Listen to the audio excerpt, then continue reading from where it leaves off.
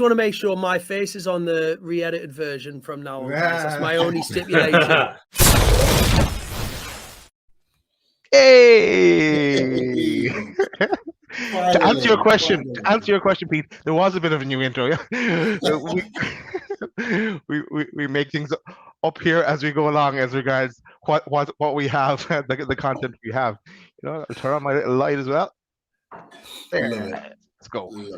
We are good to go, and welcome everyone joining us for as I tweeted out earlier, a bit of a scouting mission with regards to transfers, looking into one or two players in a little bit of detail, and looking at what you guys have got on offer as well, because you would have seen things with regard to transfers, whether you think they're realistic or not. Throw them out there, and we'll have a little bit of discussion. But welcome everyone to Loaded Mag NUFC. We are back, and look, we've been chatting the lads, and the full transfer shows are going to be very, very interesting.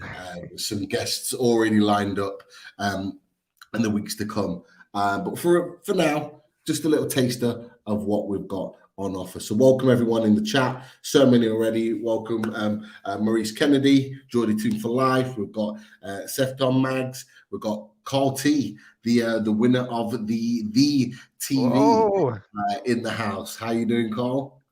Big Carl T, and of course, along with Carl T, I see Steve Parker as well, winner of one of the speakers. And I agree with what Steve is saying here. Great show last night. I've only caught 35 minutes of it yet, but there's plenty of time for me to catch it before the match kicks off. And if you haven't seen it yet, catch up on away days. Chris is always a great guest. And I know at the bit I saw, you were talking about the League Cup, and he was saying, it's pointless. It's pointless. Not to us, it's not. It's everything to us at the moment. It was only meant to be a brief question as well, and it turned into like a 15-minute conversation about it. It went mad. But one thing I like about Leicester, Chris, is that he just tells it how it is.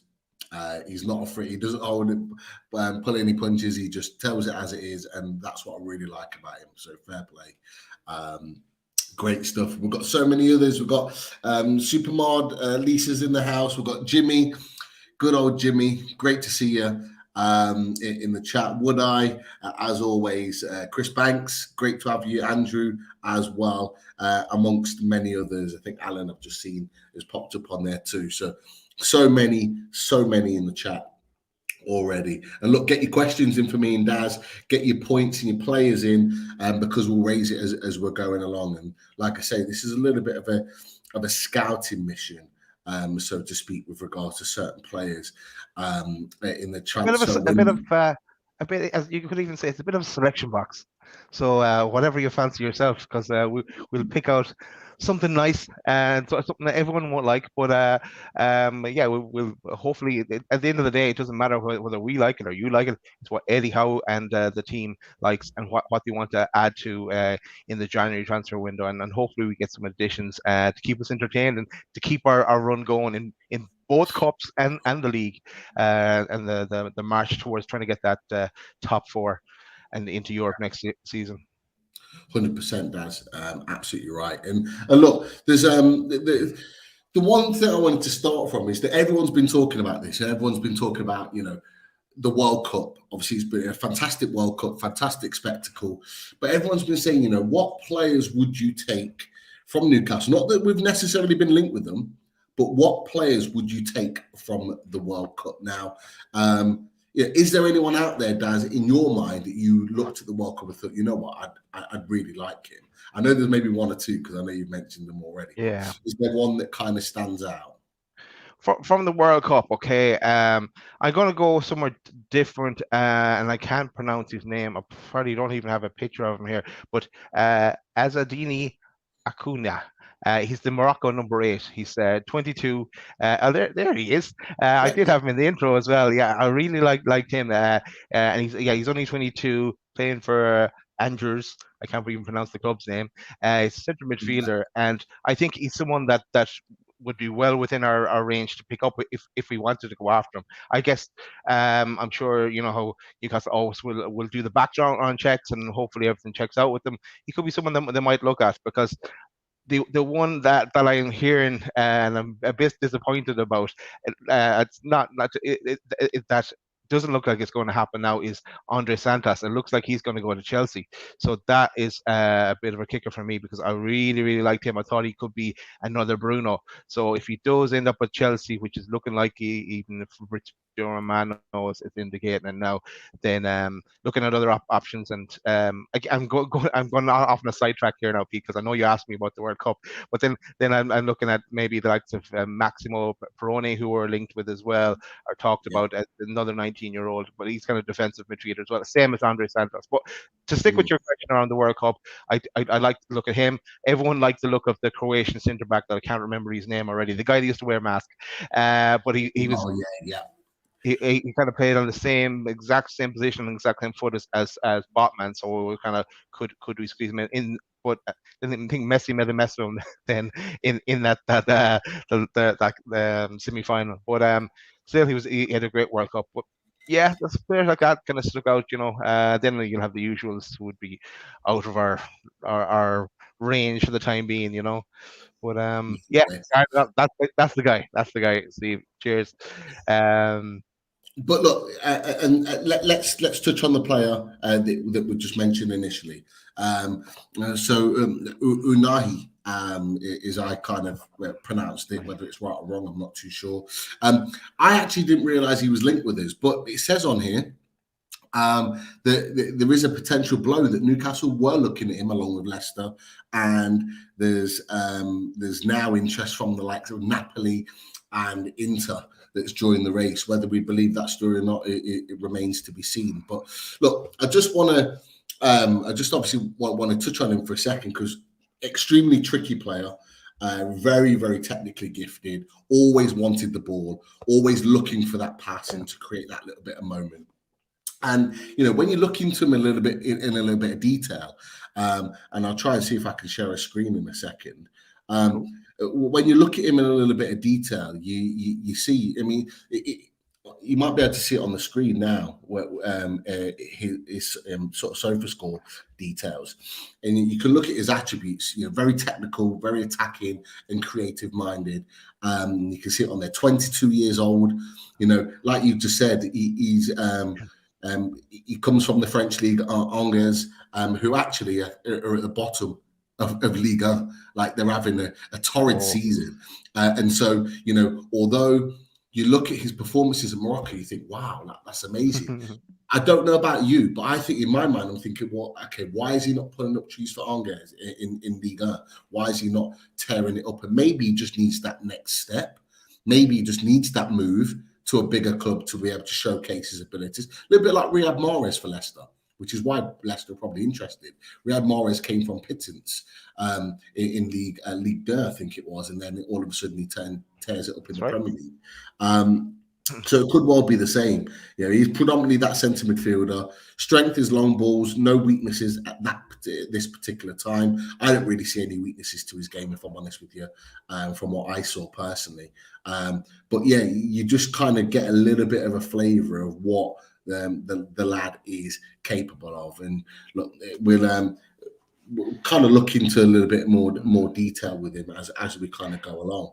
Yeah, Pete, just I didn't realize that they were bottom of the league. I didn't even look at the league or League One when I was thinking about him. But and yeah, it could be just that he just thrives in the national team and gives everything for Morocco, and that's where they'll have to do the kind of background checks. Maybe he isn't an option at all. But yeah, as you said, I did see Leicester were linked to him as well, but I didn't realize. The Italians are now looking into it, but maybe it could be a case that Napoli are saying, "Hey, we have a bit of money coming in from the sale of KK." That could be it. Yeah, it could well be. It could well be. You're absolutely right, and it's one to definitely keep an eye on and to look into in a little bit more detail. And look, there's no massive amount of stats there to kind of go on in any sort of detail, but it's just a little bit of a flavour of him as a player. And looking at him, like I say, in a little bit more detail there. I mean, we've got, you know, his performances in the World Cup, but you can see, you know, from a Liga, his heat map, he gets around the pitch. He is dominant. He looks like at Angers as he was from Morocco. You know, there are 8 goals there. no assists from what we could see. And if you're in the kind of the modern world, everyone's all about the goals and assists, but actually we could see from his performances how good he was. But you're looking at, can these stats get better playing for someone like Newcastle United? Where would you see him play, Daz, if we managed to pick up someone like Unai? I could see him kind of playing maybe in the where Willock plays, because he does want to. He's, as you said, he's constantly looking for the ball. He could play in the number 8, I guess, as well. But yeah, I don't see him as a defensive midfielder, because he's seems to be more attacking than anything else. So yeah, maybe. Sitting in centre midfield, or maybe kind of that more attacking. But I don't know. I suppose it really depends. What Eddie Howe could get out of him as well. Does he see that he has the qualities that he's looking for? To me, the first thing I thought of, that's an Eddie Howe player. He's constantly pressing, he's constantly running, constantly wanting the ball. That's ticks the box. And you're absolutely right. And this is why I kept this part on the screen here from the passing and defensive point of view. Touches, 58, nearly 59, 60 touches per game. Big chances created is the key one there. He's very creative as a midfielder, and he likes to create those big chances in the game. And that's what we're missing at times in our plays, is someone to be able to create those big chances. Accurates per game, 36.1, so 89%, very, very high, which is excellent with his passing. So good quality. Accuracy in his own half. He likes to keep the ball. We're a possession side now, which works quite well. And obviously 83% in the opposition half is in pressure situations, in risk situations. So he's clearly comfortable with the ball, as we watched in the World Cup. Yeah. But here, you got your interceptions, 1 per game, tackles per game, 1.4. You got possessions, 1, a little bit lower, dribbles per passed per game. You got there, 0.7. You got some of your clearances, so he does a little bit of a defensive work as well. But what you can see actually is these stats are from a player that's playing at the bottom end of Liga, and they're not bad at all. They are good, and you just think, in a better team that's dominating possession, that's commanding more, that's winning more matches, can he be even more creative? And for me, the answer is yes. I really do. Successful dribbles, 58%. Total duels, 55%. Ground duels, 58%. Aerial duels, not as great, but he's not afraid to get stuck in. So it's really, really, really good to see. And I just wanted to touch on him, because I know a lot of people have spoken about him as a potential. And I know you mentioned him, Daz, to be fair. Yeah. When we were watching him play, you put it on the chat straight away in our loaded chat to say, you know what, he's not a bad player. Interesting. So an early one to throw out there, Unai, Angers, may not cost a lot of money because they're bottom of the league, and that's in the Ashworth blueprint, in my opinion. I don't know what you guys think in the chat. But just a question on Angers then. Are they traditionally a side like a yo-yo team, like a West Brom or a Norwich, or is it unusual they're in the bottom half in the bottom of the table?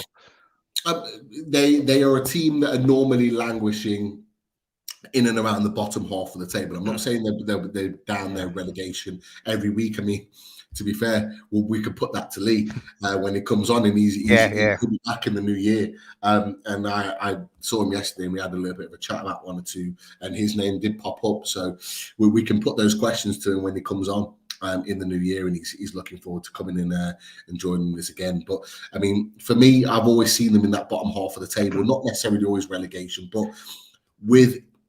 unlike the Premier League, 1 year to the next, you always get a number of surprises of who's in the bottom of the league and who's in the relegation zone. So does it surprise me that they're at the bottom this season? Not really. Would it surprise me next season if someone like Nice or someone like Montpellier or whoever in Liga are fighting at the bottom of the league? No, it wouldn't surprise me, because it just chops and changes all the time. Whereas in the Premier League, it's normally like just just those that have been promoted normally genuinely are fighting relegation. One always escapes, but yeah, it is.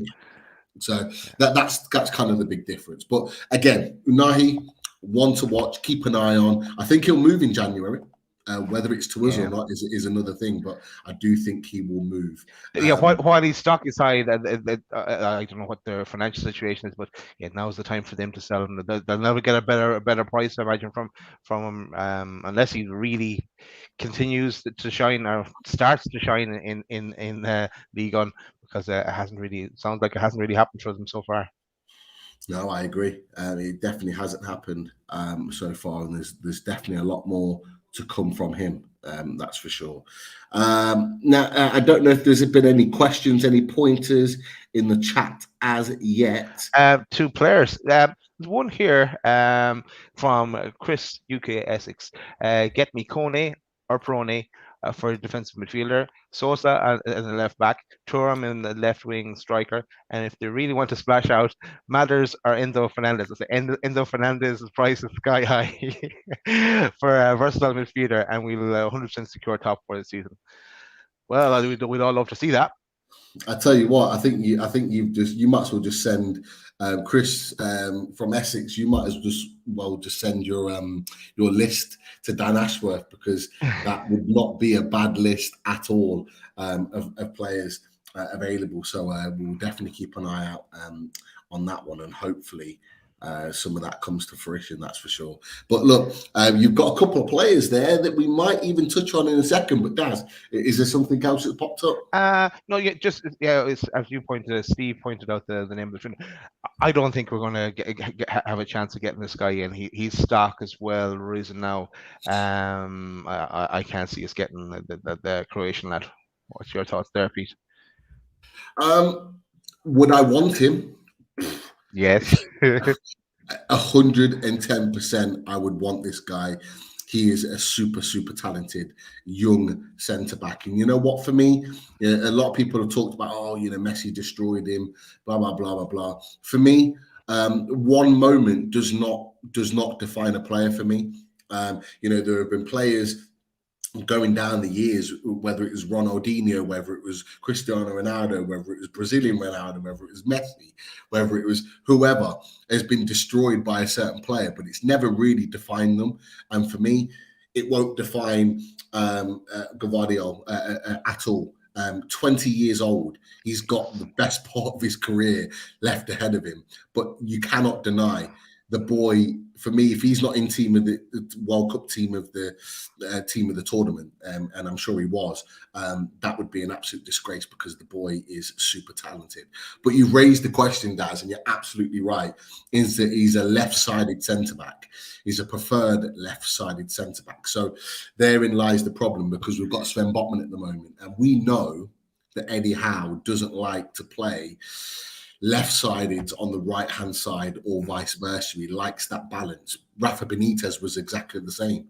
They like that balance in the defence. So I'm not sure. But look, we can look at his details. I mean, he can play left-back, and it says it here. And I was aware of that before the tournament, that he could play left-back. So, is that something that we look at?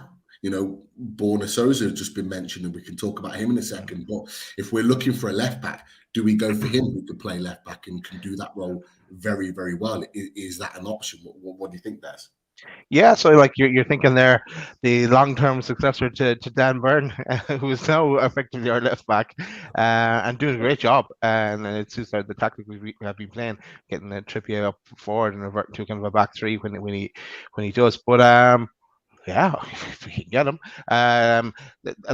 we're going to need competition for places, because we know now we're going to be in Europe in some kind of European competition, and we know next year we'll still be trying to go as far as we can in the League Cup. We'll still be trying to give it everything in the FA Cup as well. So there's going to be more games coming for us. It's going to be more games. That means there's going to be more matches. That's going to means there'll be more tickets and more selection for people to go to. So all good. It'll be a competition for everything, competition for places as well. So Yeah, but just I wonder what price he would be. Look, he's going to command a crazy figure, and look at like Leipzig to it's either to Bayern Munich or else to like a Chelsea or someone like that as well, or Liverpool.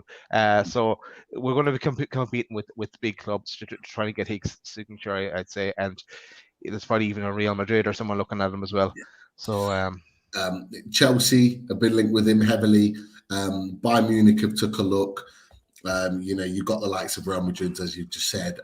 PSG are looking for a centre back. They were close to a player that I'm going to mention in a second, actually, and a few others in the chat have mentioned. But this centre back here, Gavardio, might well be the alternative. But you look at his heat map here. He looks equally as comfortable at left back as he does at centre back in his positional play. He likes to get forward down this left hand side. He's not afraid to, and he covers that ground really, really well. So just going back into our talk of could he play left back, could he be a left back signing for Newcastle?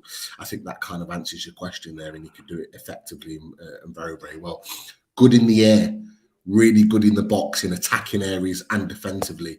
With a Mad Dog Tyndall with his set pieces that he puts together, he could be a bit of a diamond. But look, as you've said, Daz, and you're absolutely right. He is going to be very, very difficult to get hold of because of who he plays for. RB Leipzig, they don't sell cheap. They play in European football at the top end of European football. So we are going to have to equally play at the top end of European football if we're going to attract a player of his caliber to Newcastle United. It's not going to be a January deal, but I like the fact that we can talk about this type of young quality talent coming to potentially to Newcastle. So it was always one to kind of raise. That's for me as well. Like I like when we're linked to young up and coming players as well, because it means that we're not just getting the next 6 months out of them, or we're not going to get the next year and a half out of them. We're building for the next 5 or 6 years, and if they're that good, they'll get an extended contract, with us. So it's a long term plan, and that's what we like to see. And we're not going to be a stepping stone club either. A player that comes to us, we're going to hold on to them now. We're going to be getting into the European competitions and into the Champions League in time, if not at the end of the season. And then they're going to want to stay. That they're not going to want to go. Look at Bruno, prime example. I actually, sorry, carry on, Pete. No, I was just going to put here just his defensive stats, just there for all to see. 5.3 clearances per game. I think someone like Sven Botman or a Shaw would be upon there with regards to that many. These guys know how to defend. Tackles per game, 1.3. Interceptions per game, 1.6. Very, very high. 2 clean sheets in there. We're just talking purely from a World Cup perspective. But if we went to the Bundesliga and had a look at some of that information, it's still pretty good for a team that generally wins and is quite comfortable all the time. The defensive stats are pretty good. 1.5 clearances per game. In a much better team, it's still good stats here, and shows his defensive qualities as well. Successful dribbles, 89%. Fair play. Some good stuff there from him as well. And look, we'll continue to look at that information in a little bit more detail. But just the one to keep an eye on as we go along there. He may not move to Newcastle, but he's a super talented player, so why not? But there was one player that I did want to mention, and not Madison, is it? No. Because the reason I say that is because it's like Carl has never watched this show, because he's asking you, would you ever mention Madison? What's the talk from Madison from the Leicester side? So, Carl, you'll have to start watching these shows, because we never stop talking about Madison. If you even look over my shoulder, this one, you might see him peering out. He's never far away. Is Madison. I tell you what, Cole, we'll come back to Madison. We'll talk about Madison in a bit, because we had a really good discussion with Leicester Chris last night about Madison. And we'll definitely come back to Madison. I think it'd be rude not to have a little brief chat about Madison on a transfer show. But when you do, Pete, we're going to link in Christopher Wise's question here, because when we're talking about that, I'm going to still call him the Moroccan number 8. Acuna. What's his name again? Or Unai. Unani, right? Yeah. So I think the link in there from Christopher was that maybe that he would go to Leicester and Madison might end up here, but we'll talk about that later. Great point. Definitely. There's one player that's been mentioned in the chat, actually, not been talked about, in a position that I wouldn't have expected us to strengthen in January. However, needs must. And if an opportunity arrives, possibly we could sneak in there. And I talked about PSG were really, really close to signing him in the summer. And friend of the channel, Graham Bailey, mentions he talks about Inter Milan remain hopeful on Milan Skriniar's contract as Premier League interest grows. Newcastle are the latest to join the hunt for the Slovakian, who could be available for free in 2023. So his contract is running low. And Newcastle are the latest team to show an interest in Skriniar. 6 months left on his contract as of January the 1st. Centre-back, a very, very good one, by the way. And yeah, Inter with, Inter have always got some sort of financial troubles. They seem to have money one year and then nothing the next. And clearly, Skriniar's looking at his next steps. Now, look, I want to get your opinions on this, Daz, from two perspectives. One, would you take someone like Skriniar, who's got massive credentials as a centre back? But equally, second question, do we need to strengthen in that area? Well, the first thing, Pete, is I never heard of him before until now. There's no point in me lying. But so you're saying he plays centre back? Centre back. So and is he right-sided? Right-sided centre back. Okay, so he's be looking to take on the sharp position. Look, look, we in that kind of on the left side we have Botman and Byrne, and we can bring in Target to play left back if needs be, but or maybe we're going to look at a replacement in January, who knows? But yeah, it would be nice to have. I know we have Lascelles as well, as they can play right, but why not? Like, I think Schär's in his 30s, so he's not going to be around forever. He's been absolutely immense for us, and it was great again the other night. But I would imagine it'll be the summer we'd look at bringing in not a replacement, just someone to contend with Schär, and we're going to need it for all the extra games that we're going to be playing. So you're saying there's 6 months left in his contract, so this is where we might look at trying to go in there now and try and get him while before he runs his contract down, it can go anywhere. Yeah.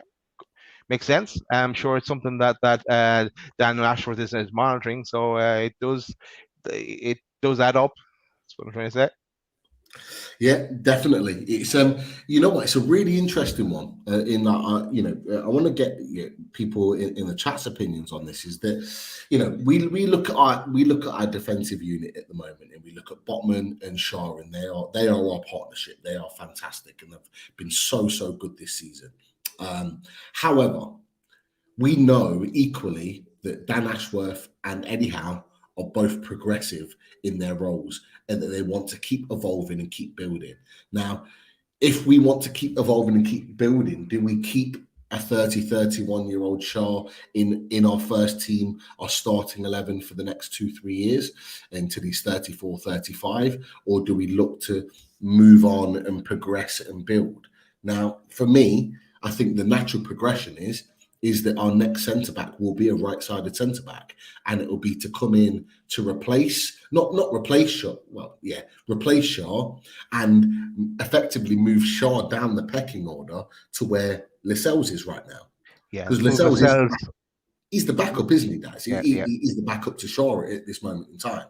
And we need to look and think progressively and look forward. I'm not saying we're going to go and do that in January, but if needs must, and the owners have said this, if a player becomes available, whether we need that position or not, we will look to strengthen. And let's face it, anybody that knows Milan Skriniar knows how good of a centre-back he is. He's Champions League. He's Champions League worthy. He's that good. So to get him on a cheap deal or potentially get him in nothing in the summer would be a superb piece of business. I think he's in his sort of, I think he's about 27, might be 20, 27, 28, I think. So he's still a good age if you can get him on a good deal. And I just think that would show us that progressive movement. And what that would allow us to do is let Lascelles go and move him on. Now, will this come to fruition? I'm not too sure, but there's a few that have mentioned him before I even brought this up in the chat about Skriniar, so people must know about him. You're absolutely right. I would take Botman over Gvardiol, although Gvardiol is outstanding.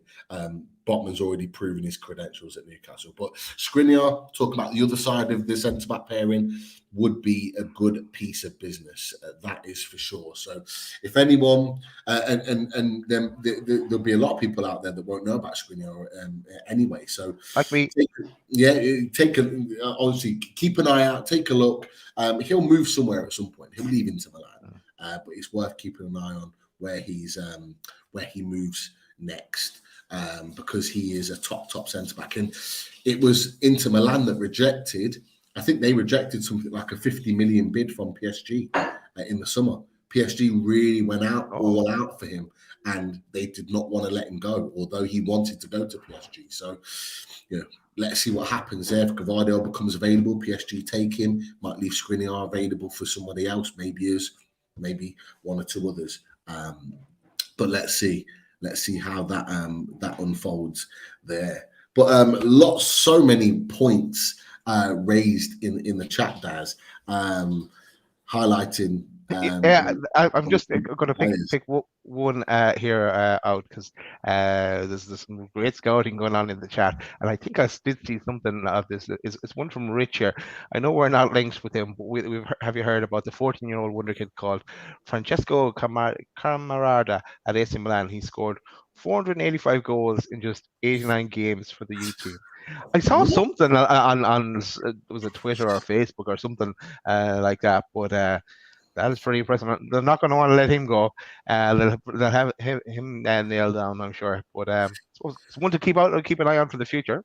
Definitely, Rich Baxter, great kind of scouting there, great knowledge. Get him on Football Manager. That's where you get him. Yeah.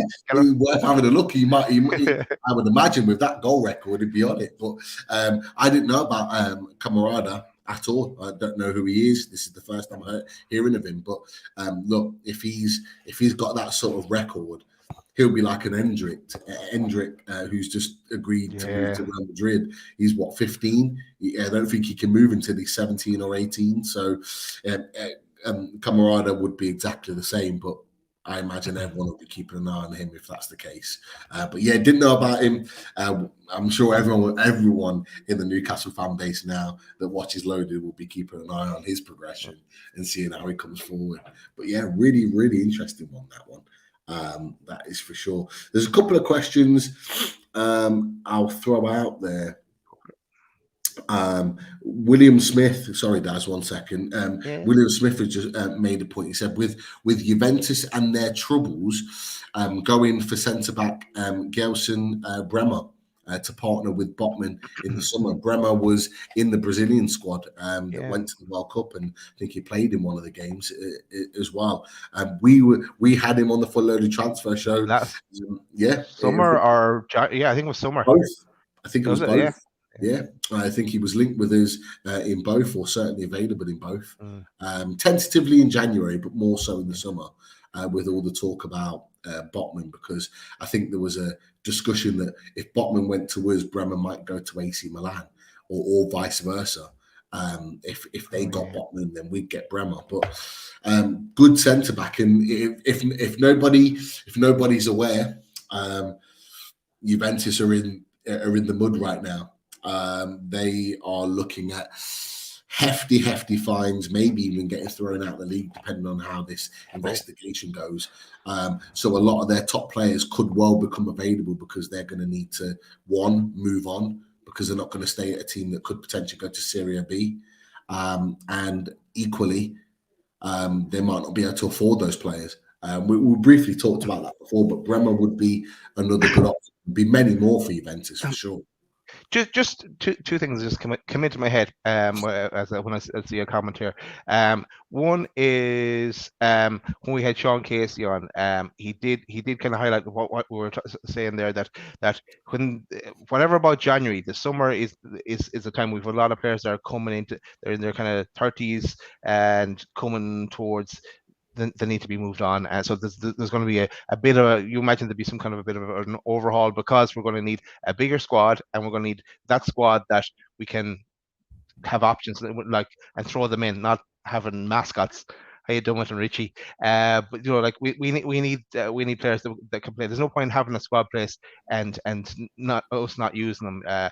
And that's one thing Sean said. And the other thing that Sean said, and it's linked to what Mark Todd has saying here, is what was the Watford player we're talking about? That's João Pedro.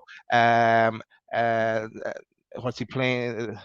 Yeah, and we normally go back in for targets like we did with Botman. I think he scored 2 goals there recently as well in the championship. Came back a week early, and I think he scored 2 goals, and that one being a header. So he's someone that I would look at again. I know you're not. You think we've moved past the João Pedro piece, but I think Eddie Howe, and I would agree with what Mark's saying there. If they have done all that homework on him and they feel it's something they can get more out of him again, they may look to get back into. But I know he did sign that contract, so has that ship sailed? That we moved on past that there. But any more thoughts on João Pedro?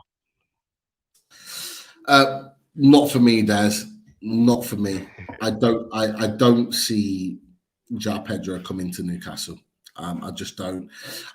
Look, in my mind, I could be wrong, but in my mind, I'm thinking in that key position where we are right now, 3rd in the league, fighting for at least a Europa League spot at this moment in time, more likely Champions League. Do we want to go out and spend? And it's going to cost us 30 million to get him out of that contract now, because he's just signed a 3-year deal extension. So it's going to cost us more money. Do we spend that sort of money on someone like João Pedro, who, as the Watford guys told us, has got immense talent, but you look on paper, goals and assists, and they're not there. His stats are not there to justify spending 30 million on that type of player. Where we were in the summer, you could buy that potential and build and grow, and he might have been in a completely different position now had he have signed for Newcastle. For me now, I think where we are now, if we're looking at signing a player like that, I mean, look, James Maddison, for example, Alexander Isak, some of the other players that we've been linked with, Marcus Thuram, I'm sure we'll come on to later on in the show, in that those players have got stats to back it up. They've got performances to back it up at the highest level, and therefore you can justify paying the money for them. At this moment in time, don't feel like we can justify spending that sort of money on that particular player. And what price was talked about back in the summer for João Pedro? Yeah, what was right at the point in which Fabrizio Romano was convinced that the deal was done, it was 25 with a view to paying 30 in additional. Okay. So for me, now he signed a 3-year extension. That's, for me, that takes us to a 30 million deal with the view to maybe 35, in my opinion. Which, unless there's a clause. Unless there's a clause, you're absolutely right. If there's a clause, then that's something that maybe is worth considering. But look, let's put it out to everyone in the chat. Would you feel it's justified spending now potentially 30 million as a starting point on João Pedro, seeing what he's done in the Premier League this season? Me personally, I'm not so sure. But look, let's why not have a look at João Pedro's stats? Let me just get his information up 1 second. And just to mark, I think it justifies. I'm going to put him on the next poster. João Pedro is going on the next poster as well. So decision's been made. We get him in there. Hold on, not that one. Let me get that. Let me take that off a second. Don't want to get stop that. Let's get João Pedro's information up. We've got it here. So João Pedro, Watford. Let's have a look. So 21 years old, forward positions. Last match. Predominantly a striker. So 17th of December, 8.6. I think that's against Huddersfield. A decent heat map. Goals, he scored 8 goals in the Championship this season. So he scored a few goals, more than I thought, actually. More than I thought, to be fair. Yeah, and he does kind of play as kind of like striker / winger striker, and that kind of position we need, and that kind of position we talked about when we were looking at Hugo Ekitike at the time, you know. So and he's only 21. Like he has played in the Premier League. He's playing in the Championship now. So like just because he's playing in the Championship for Watford, and don't let that put you off either. I think I just have a feeling, like Mark Todd, I have a feeling Eddie might look back at again, because he does have a tendency to if he has his mind made up. I know Botman was a different case, obviously, but it might be someone to look at, and because I know we kind of get drowned in all the names and all the superstars and stuff like that. Just he may come up on the list again. No, you're right. I'll be honest with you, Dad. I've got to be honest. Having a look at his information on here for this season, it surprised me. It's better than I thought. 10 goal contributions. Put some good performances in. He's got a 9.3 there for the Reading game. Scored 2 goals in that game. Some good, a really good performance in there. 13 ground duels won. Wow. And you know as well with Watford, they're always constantly changing manager. It must be a difficult club to kind of establish yourself at as well, like, you know. So maybe the ship has sailed, but I wouldn't be surprised if we do start looking at them again. No, Daz, I think you've raised a really good point there, and actually his like I say, his stats have surprised me a little bit. I didn't expect them to be this good. I'd not seen the talk about him in the Championship in terms of how many goals and his contributions. Dribbles, total dribbles won 51%, decent defensively, tackles per game 1.6, possession won 0.7. So it's not bad. So he's doing a job for the team, and it goes back to that heat map, left and right. Yeah, very, very busy on either flank. So he does get himself around during matches. With regards to the season, predominantly on the left on this map, but equally, he can put himself about on that right hand side. So yeah, interesting, really interesting. I'm glad you raised that point, Naz. Actually, Mark really, Mark brought him back up again to our attention. But and a good nice one here from Ashley. We have 2 players coming in January already: Isaac and the young Australian lad, Garen Crowell. So true. You're absolutely right. Isaac is.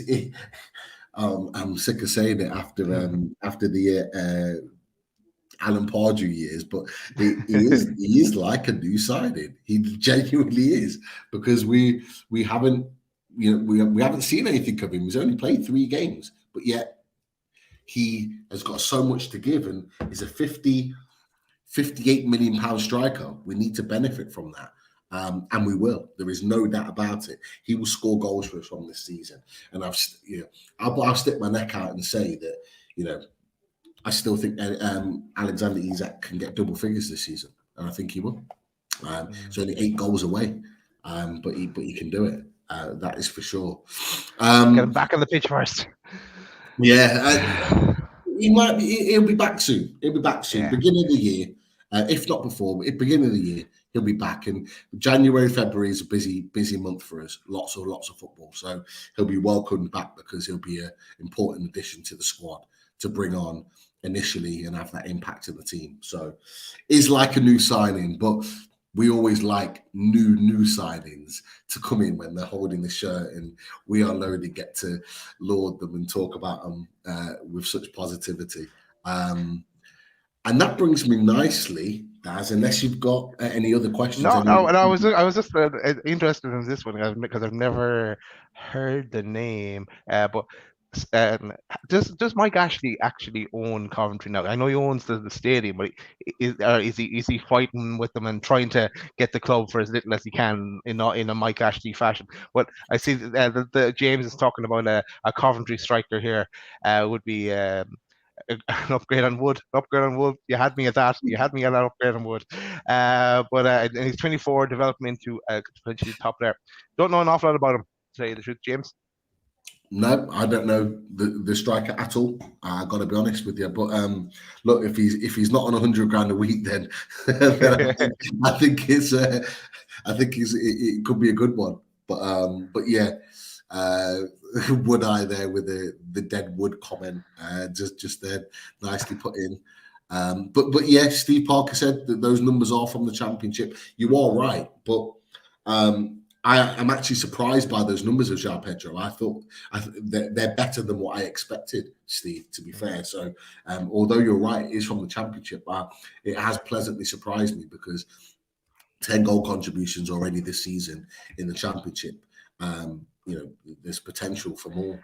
And because I think someone has what I was saying, look at the stats in Champions, look at Gale for us when he's and then when he's back in the Premier League. Yeah, it's a fair point, but he's a different option. He's pacey as well. Is João Pedro. But let's stop talking about him. He mightn't even come up on the radar at all. But if he does, we'll be back on. And if he does, we'll have the Watford guys back on again. That'll be a great show. Right? Part 3.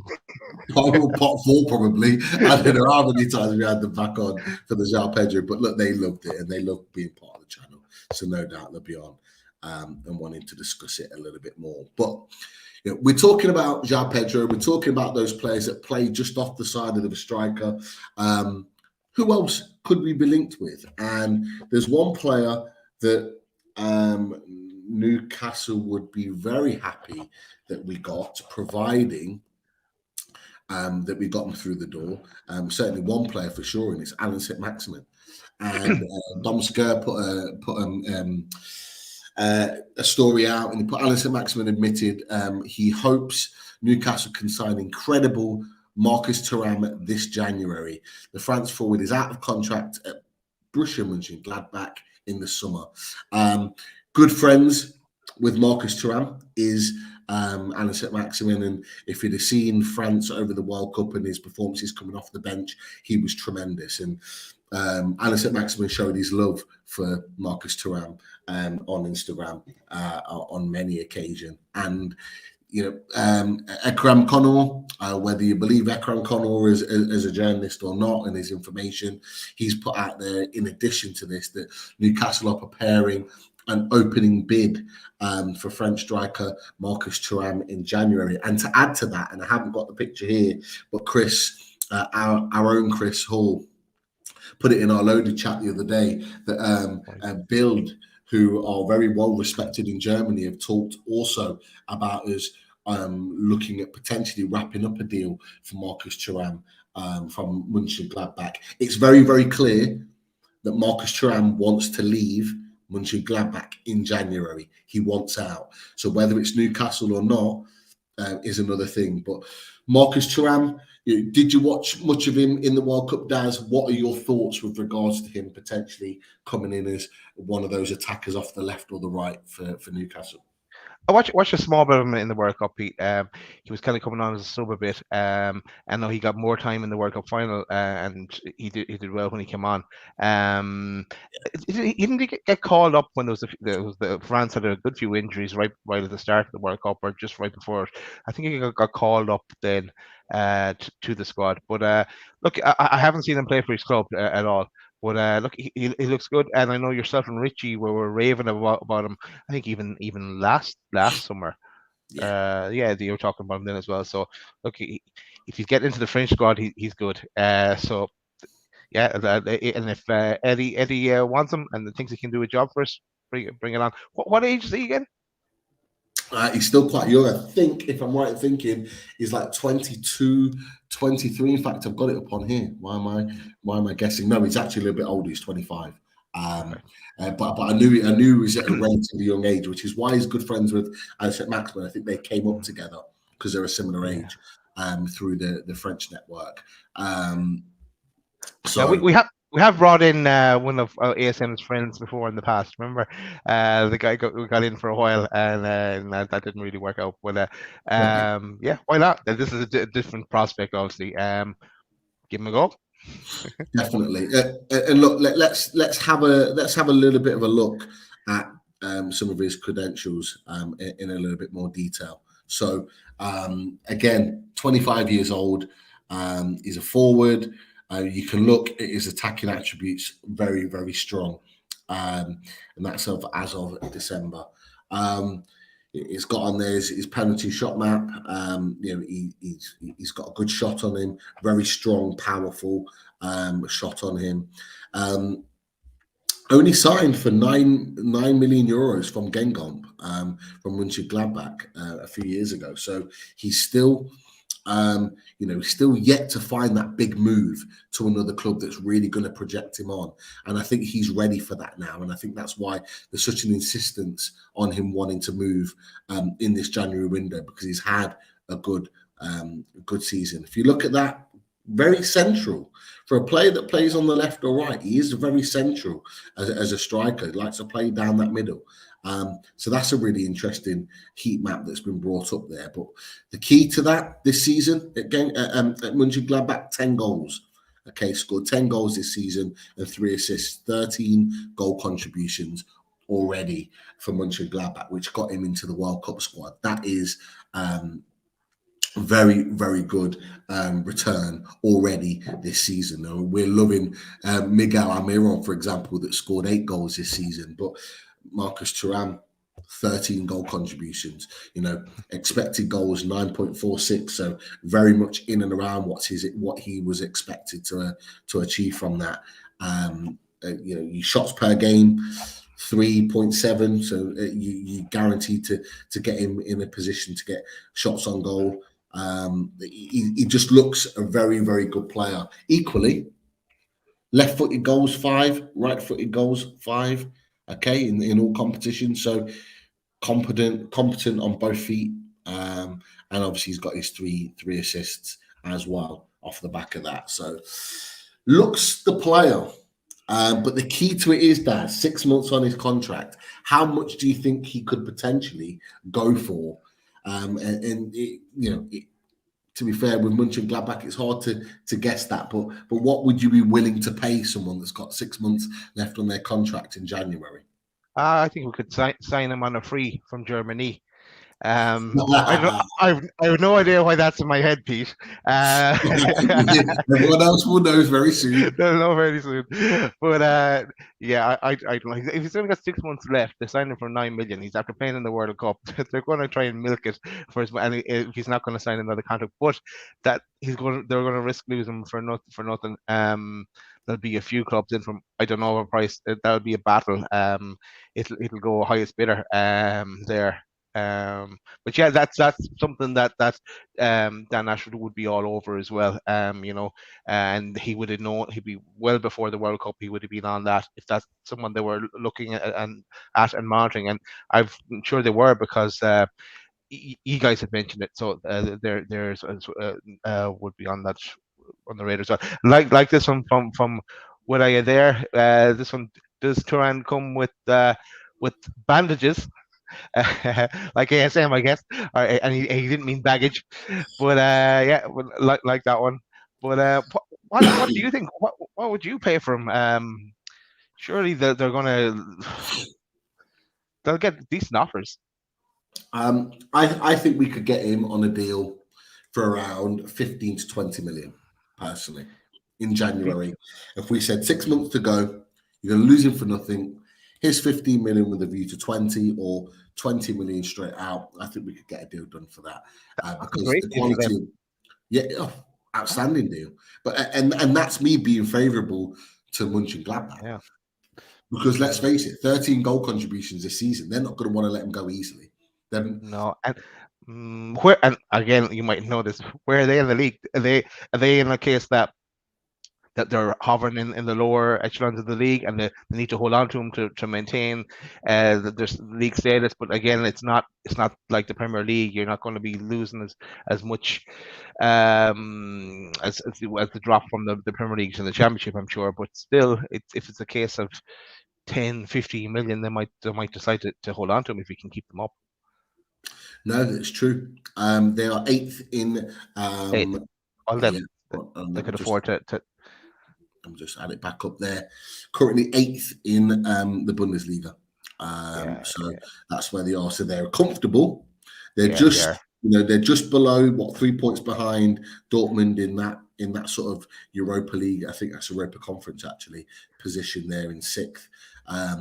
But they're comfortable in the league, so not looking at relegation. Leverkusen are more looking like that at the moment, further down. Yeah. I'm sure we'll get onto them as the weeks go on.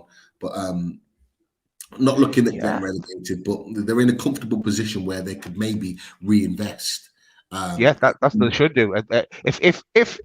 If like you're saying there, Pete, if Newcastle come along with 15 million for him now, and with 6 months left, and he's definitely not going to sign a new contract, they should take that 15 million and reinvest, and they'll still be in the league, or they could even probably afford to keep that money till the summer, and I'm sure they'll have other striking options there in their youth team or something like that, and because I imagine 15 million would be a lot to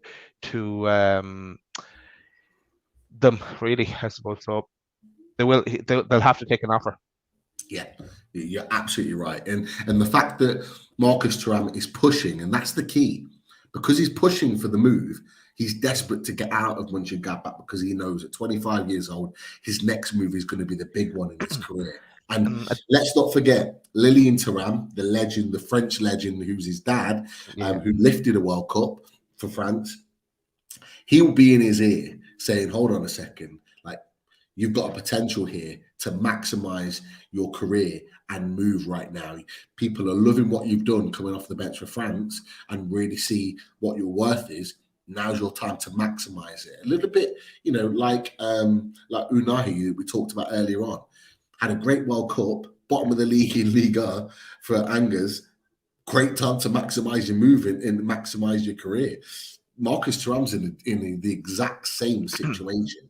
That is for sure. And Ashley Hannon is put on there. You could get Thuram and Pedro for approximately 40 million. What a bargain! It could well be. Getting a couple of players in like that for that sort of price is good. But yeah, that is a no-brainer. Okay, his wages probably be a bit higher than the likes of Pedro, but Joe Pedro. But with them being the friends of ASM as well, that does, you are putting 2 and 2 together there and coming up with, maybe start looking at getting his name in the back of the jersey type scenario. But again, though, I'm sure there's agents. If he's wants to move, agents are just putting them out everywhere as well. So that's where all these stories are being generated. But one to watch. Definitely. Before we see what people have been putting in the chat and looking at some questions for us to answer, one that's not been linked with us, but a strange one. We were linked with him and we talked about him briefly in the summer in the Fully Loaded Transfer Show, but a strange situation. And I want to ask you the question, Daz, and everyone in the chat. Would you take Isco? Now, the reason why I say that is Fabrizio Romano tweeted this out. I think it was earlier on today, or maybe even yesterday. Isco now immediately available as a free agent, as contract has been terminated with Seville by mutual consent. The players' camp already exploring all options in Spain and England in order to find new solutions. It's an open race. Now, we talked about Isco before. I think we talked about him actually in January of this year. We talked about him again in the summer because he went on a free transfer, went to Seville. I was surprised by that anyway, that he went to Seville. From Real Madrid. Yeah, from Real Madrid on a free. Surprised by that anyway. Now, he's now had his contract terminated at Seville. There are talks with 1 or 2 clubs in in Spain. There is Lopetegui, who's just taken over at Wolves, that thinks interested in him. I think he'd be interested in Newcastle massively right now if we were interested in him. Are we linked? Not directly, but would you take Isco if it became available on a free contract, for a 1.5-year contract? Well, would you take someone of his ability at, I think he's just turned 30? Well, for the first question I'd ask is, why is his contract being terminated? And I want to get more of those details and background checks, because coming from Real Madrid as well, you're coming from the top to in Sevilla are no mugs. They're a good squad as well. But yeah, something's not adding up. I just Googling him there. He's 30, as in like the transfer market. He's 30 years old. What kind of wages is he going to command? Look, he'd be a decent option for us. I don't know. It'd be one I'd kind of watch in the background, and who else is going to go in from as well, and what kind of deal are they getting on him, and then I'd be kind of sitting in the long grass waiting to pounce if he was on my agenda. But I would be kind of, even though I know he's in a free, I'd still be kind of more interested in bringing in younger players, because he's going to command a high wage, I imagine, and I know that they'll alter the wage structure slightly. If 120 is the max now, maybe they'll go to 150 in the summer or something slightly over that. We're in the Champions League, and that'll be our new baseline for what max we'll go to. But they're not going to go crazy on it. Like, if he's going to look for 200 grand, forget it. It'll blow it out of the water, or maybe our best player might be on that. So yeah, there's a lot of factors in it. That's what I'm trying to say. Yeah, you're absolutely right. And the fact that the question that you raised straight away was the question that I had in my head that I still don't have the answer to, is why did it not work at Sevilla? What was the reasons for it? It's a really strange situation, that really, really strange situation as to why it didn't work. I mean, look, if I'm right in thinking, I'm just scrolling through now. I'm not going to put it on the screen because there's no point. But total matches played before the World Cup, 6, started 5. 67 minutes per game.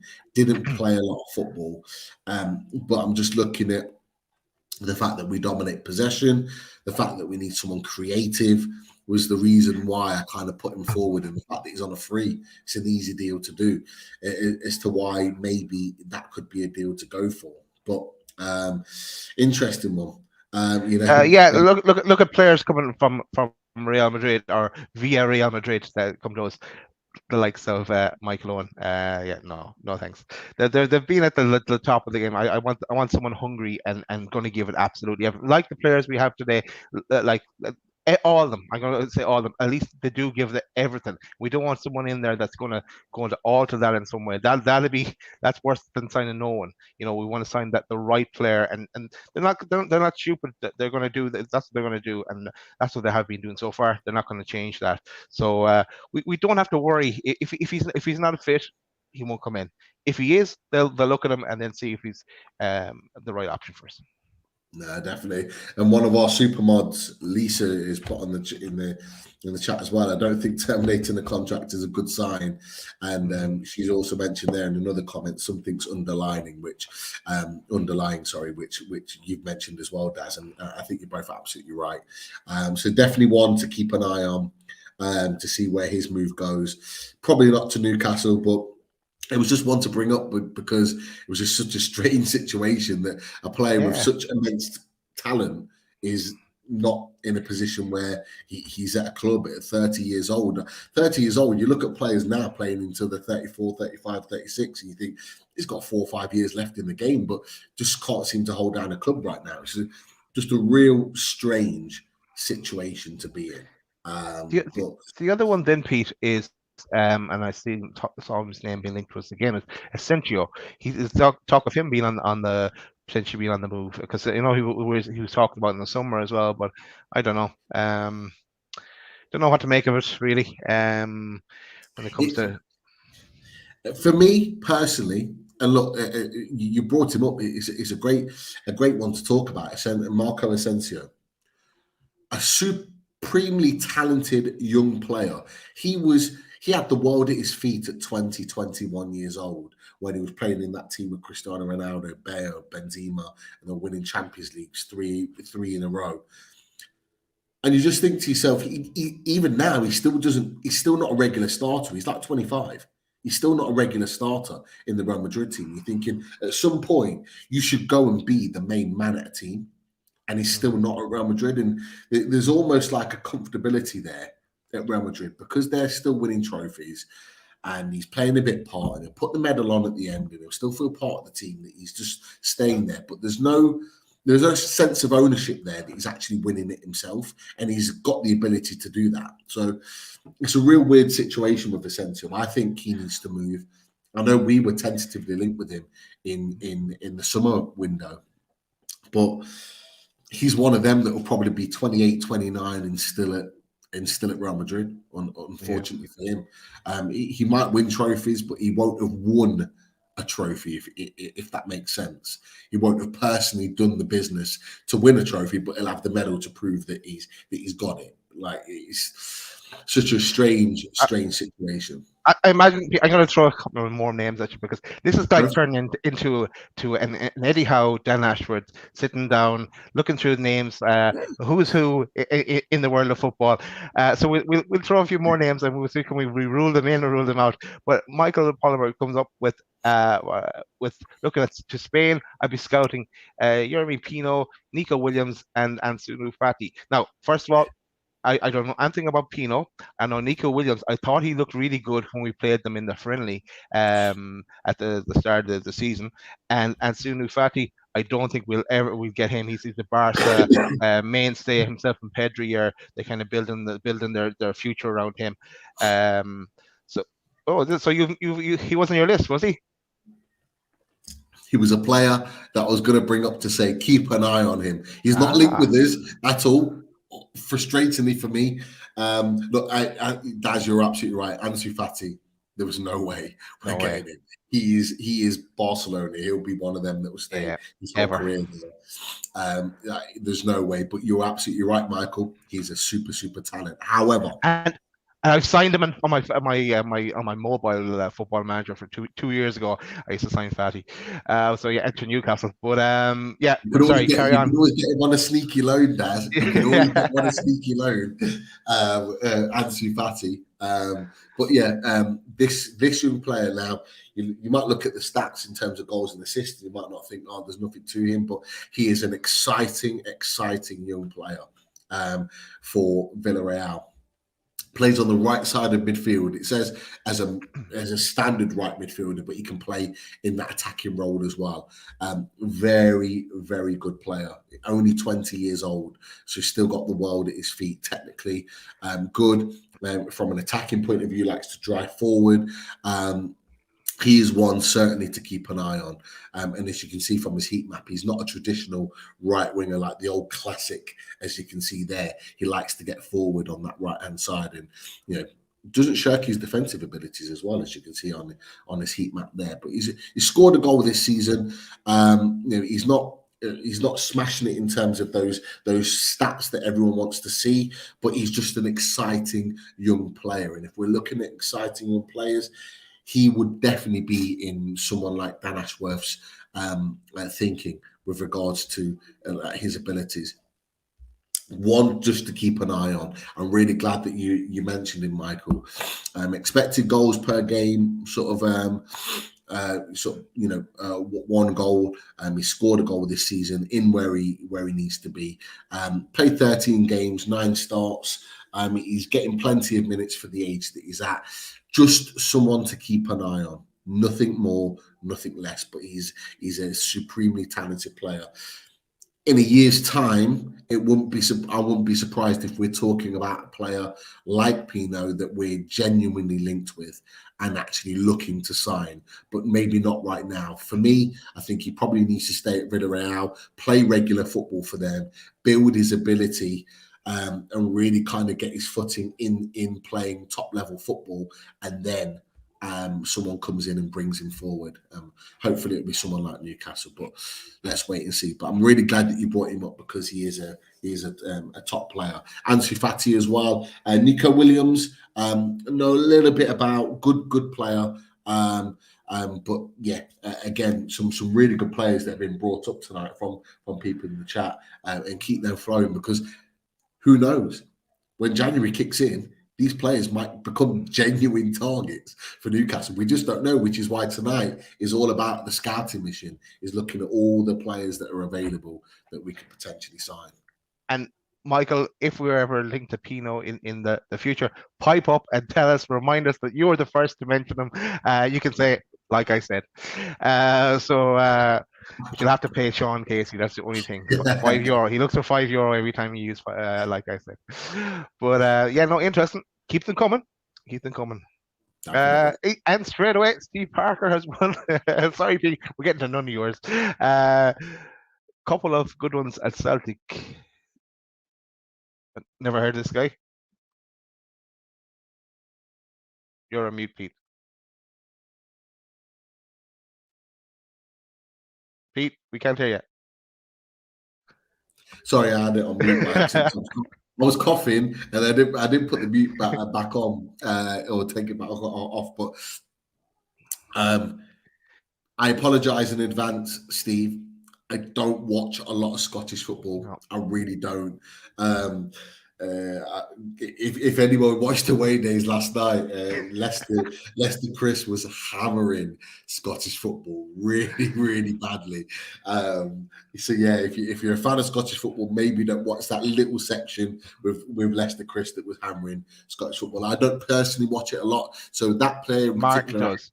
Martin does watches a bit of Scottish football. He'll probably know exactly who you're talking about here, Steve. Okay. So when we'll bring up again with Martin when he's back on. Definitely, 100%. But yeah, keep all these players in mind. Keep them coming because, like I say, the amount of times this is the third kind of run of the fully loaded transfer show now. You know, we had January last year, January 2022. We had the summer 2022. We're now working into January 2023, and the amount of times that people like yourselves in the chat mention a player, and then all of a sudden. There's an article somewhere. There's always an article with the Newcastle players, so keep them coming because it's always good to go back to these, like Dad said, and go, you know what? Someone in the chat said that, and then you come up and remind us of it. But yeah, Steve's put goals and assists for, is it Liel Abada? Liel Abada, goals and assists. Yeah, he's mentioned. Keep an eye on him. Yeah, we'll take a look. We'll take a look. And Michael doesn't think Fati's out of the question. And I know they really value Fati and Pedri, Barca. And sure they're even talking about bringing Messi back in some shape or form as well. So you know they just go crazy with money again. And I thought they've spent the money they're getting over the next couple of years already, you know. So yeah, maybe. How can they even afford to get Messi back? Like it doesn't make sense. Yeah. And to be fair, today there's talks about PSG extending Messi's contract. So if anyone's going to be able to afford to keep Messi, it's him. But to be fair, they need to move past Messi now. Ansu Fati is the future of Barcelona's football, so they need to focus on him. I don't think he'll move, but you know, who knows if we become the powerhouse that we expect us to be? Who's to say that he's not attracted to come to us? But the one thing I'll question about Ansu Fati is his injury record. He's had a horrible run of injuries the last 2.5 years, and for someone so young, is not ideal when you're trying to build a career. I think he's still 19, 20, but he's had a horrendous amount of injuries. That never bodes well for someone that's so young in their career to have that many injuries. So something to keep an eye on. Gavi, on the other hand, is a superstar. Michael, you're absolutely right. Gavi and Pedri are the future of Barcelona. They are super talents. Gavi in midfield, Pedri, I think, plays off the wing. brilliant players. Not necessarily linked to Newcastle, and don't think they will be at Newcastle Okay. anymore, but not yet anyway. We got Bruno Guimaraes. We don't need Gavi. Forget him. Again, two great players that have been brought up as well. But I just want to mention as well. Maybe. Go on, Daz. No, I was just because I will forget, because I've already forgotten here. Make sure if you're watching this, you hit the like button, and Just also if you're not a subscriber, hit that subscribe button, because we go on talking for an hour and 15 minutes, and they go, oh yeah, hit the like button, hit the subscribe. We just forget. We get too into it, and we're just like gone. Yeah, and then people have tuned out and forgotten about it, and missed the bit where we say hit that button. But yeah, just do it. Look, we are about 140 subscribers away from 5K now, and we have got more shows coming, even one coming on Christmas Day, that we have already recorded. So just keep an eye out. We're not going to say what it is, but just keep an eye out for that as well. Something different that we've never done before, and not what Martin was talking about yesterday. Doesn't it just go to show, Daz, that just how much we kind of just enjoy talking football, is that we just talk away and then realize actually, we've not pushed the likes or the subscribes or anything, because we're just talking about it. We just love it. And you know what? So many great people in the chat tonight. I love it, as always. Made some really good points. Woodeye as well, talking about Messi's contract to Ekitike. Who cares about Ekitike? He turned Newcastle down. It's his own fault. Let him deal with his situation at PSG now. I'm sure he's happy getting paid lots and lots of money. But yeah, as Daz has just said, click that the like. 150 in the chat right now.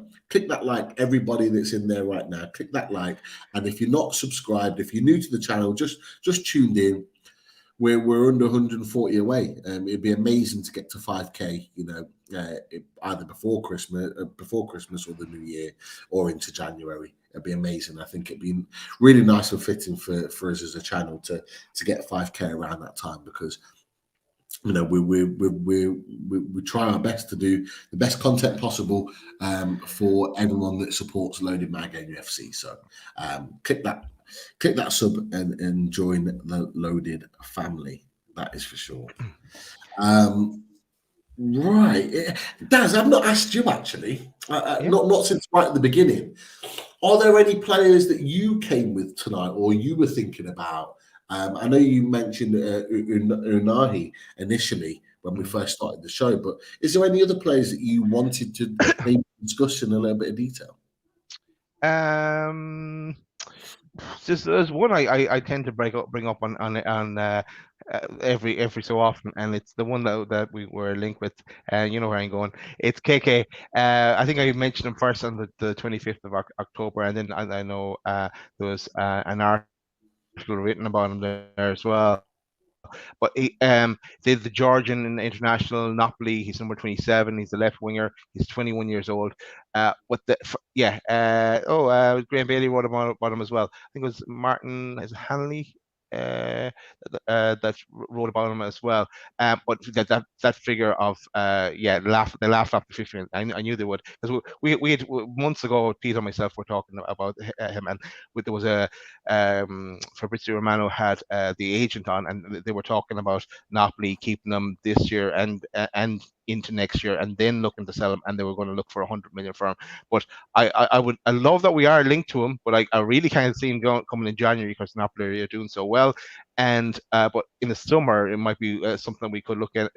But the asking price is going to be more 75 or 100 than the 50, and it's only if we're in the Champions League that we could think about looking on then. So he's not one for January, but if no one else snaps him up come the summer, he's someone we might look at. And then the reason why I originally brought him up back then on the 25th of October was because we were talking about Mudryk, but it looks, every time we hear stuff about Mudryk, it looks like he's heavily linked to Arsenal. So I don't know. They're the ones that stood out for me. That kind of on my list. There's a few more like we touched on in the past, like the Jeffinho, the guy he was a flash in the pan that came out of nowhere, and to me he looked like a kind of Ben Arfa type player. And there's so many players. I see even PDK every show. I think he mentions Diego Almada. I know he's an Argentinian. I think he could have been in the squad. What was he in the Argentinian squad? Who's that? This Diego Almada. I think he was close to the Argentinian squad. I can't remember if he was in it. I don't think he got on the pitch, so I'm not quite sure. No, he didn't get on the pitch. I didn't see him.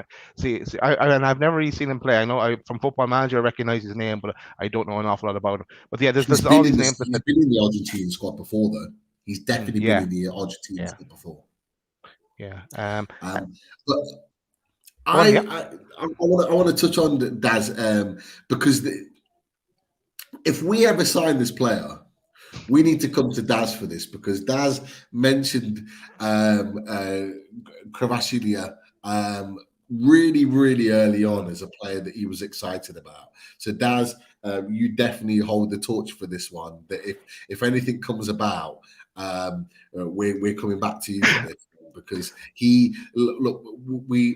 everyone I think knows about him now because of his exploits, Champions League, what he's done in the Champions League. And look, let's touch on it. Let's touch on it a little bit now. I have got some information on him. I managed to put it up on the screen. Hold on 1 second. I might need to get the picture first, just to show you what he's all about. Predominantly left-hand sided. Interesting. In terms of where he plays his best football, but he is a player that is just super talented. There is no doubt about it, and I personally think that he is a player that will be the top of world football for a long time. He's played 12 matches this season, started 11, 6 goals as well. If I scroll down, 5 assists, so 11 goal contributions already this season, which is just fantastic. It just shows his credentials, and that's only in the league in itself. If we go to the Champions League, we'll see this season 2 goals in there, 3 assists. Wow. You're looking at 16 goal contributions already in this season. He is just tearing it up and looking like a super talented player. I'm agreeing with the comments as well, and coming in the chat. Like we have to be in the Champions League before you'd even consider looking towards. So that's why January is not going to happen, and not for 50 million either. I can see why Napoli laughed off 50 million. Okay, you're talking 75, 100, and we need to be in the Champions League. And if he's still at Napoli in the summer, then definitely go for him. And try and bring him in, and he would be some statement of intent then going into the into next season. But yeah, it's too soon. But just look at this. Yeah, he's not gone for major money. Look at that, Dynamo Batumi. He went there from Rubin Kazan for 8 million. In March 2020, and then in July this year, he then went for 10 million euros. 10 million euros. Yeah. That is nothing. What the agent said in that one with Fabrizio Romano was that like a lot of the bigger European clubs or major leagues were kind of put off, were kind of afraid to go for him, and it was in COVID times as well. So there was the kind of income wasn't the need to make sure what they were bringing in was going to hit the ground running. But Napoli took the chance on them. It's definitely paid off for them, and they're going to be quids in when they do come to sell them. They might as well win the league first and then sell them on, and they're laughing. But yeah, you look at that, Daz. They signed him for 10 million euros, and already the current player value 62 million. That's how much of an impact he's made at Napoli in that period of time, which is just absolutely crazy. But he is there is no doubt he is a generational talent. And like I said, you talked about him in the summer. You've talked about him, for a while now in terms of that player that looked really, really exciting early on into the season. And he's not disappointed you or anybody else. 16 goal contributions already this season. He is absolutely tearing it up. And look, he is one, regardless of whether he signs for us or not, that I think everyone's going to keep a real close eye on, because he has got the world at his feet. There is no doubt about it. Yeah, but we have to park it. It's not. I'd fall off my seat if he arrived in January. What would he be doing? Leaving Napoli, top of the league, and in the Champions? They're probably still in the Champions League, I imagine. And yeah, summer. He is an option, but then there's going to be so many clubs in from in the summer. We have to be in the Champions League to stand any chance of him looking our direction. Definitely. We have to be playing Champions League to get him. There is no doubt about it. But let's wait and see. It's just nice that we're linked to these sorts of players and keeping an eye on them. That is for sure. But look, there's a few players that are being mentioned in and around things with regards to Newcastle. I'm going to come back to a player that we have talked about a fair bit.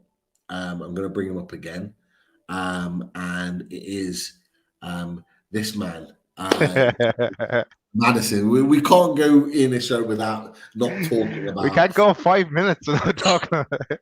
To be fair, we've done well not to bring him up in the show already. You did well, Pete. You did well tonight.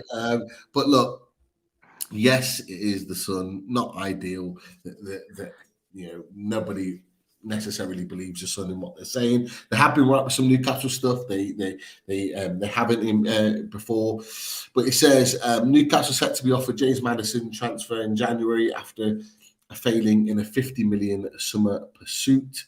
It is one that's going to rumble on. There is no doubt about it. And Graham Bailey again mentions it. Friend of the channel, James Maddison remains firmly in Newcastle's sights for 2023. It is clearly a signing or a link that's not going away. It's not going away. A little bit like Russ, my bad. Look. It's a big transfer, and we have to bring it up because it's a fully loaded transfer scouting mission. We've got to talk about it. It has to be done. But of course, Chris, I need my Maddison's fix. And look, let's face it, guys, it's not going away. It isn't going away. Okay, and whether it's January or the summer, this transfer is not going away. In some way, shape, or form, something's gonna hit at some point. Whether whether a deal breaks and he signs for Newcastle, or whether a deal breaks and he goes somewhere else, something's going to happen at some point, either January or the summer. So why not talk about it? Because for me, we're linked with quality players. Maddison is a quality player, and it's great to have that conversation. So from my perspective, the situation is that I believe, and I'm putting myself out here now, and I don't care what anybody says, I believe Newcastle will come for him again in January. You can put me front and centre, Daz. You can do it all you want.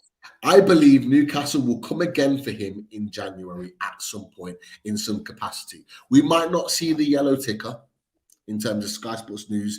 Newcastle have put a bid in, blah, blah, blah, blah, blah. But I think there will be a conversation at some point with Leicester about James Maddison. And it's then what happens next for me. Leicester City, currently not looking at relegation right now, in good form. We play them at Boxing Day. I think what happens next is key to that. Is the money right? We won't know until the money's been put down on the table. The question marks for me, with regards to Maddison, is does he then force the move? Does he have the conversation?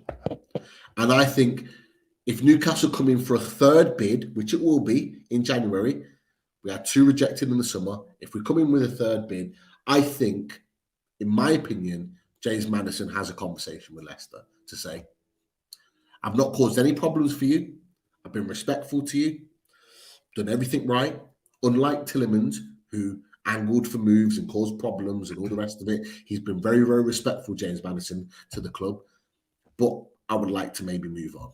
And I think maybe that conversation happens. And if that conversation happens, I think Leicester respect his wishes. Whether it's January or not, I don't know. The one thing I'm worried about, and look, Daz, come in at any point with your opinions on this.